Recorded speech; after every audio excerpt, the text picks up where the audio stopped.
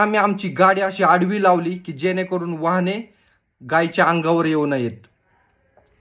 संपूर्ण वाहनांना आम्ही इशारा करत होतो की साईटनं जावा, साईटनं जावा, जेणेकरून गायीच्या अंगावर एक एक देखील गाडी जाऊ नये.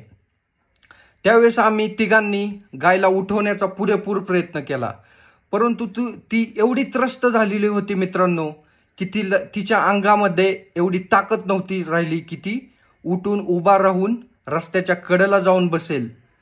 अत्यंत घायाळ झालेली होती ती, अत्यंत त्रस्त झालेली होती. तिचे गायीचे जे तोंड होते ते देखील ती रस्त्यावर वारंवार खाली असं टाकत होती आणि तेथेच डोळे मिटून झोपल्यासारखं, म्हणजे झोपले असं वाटत होतं. तर त्यावेळी आम्हाला वाटले की सकाळपासून ही गाय येते आहे, तर पोलीस यंत्रणा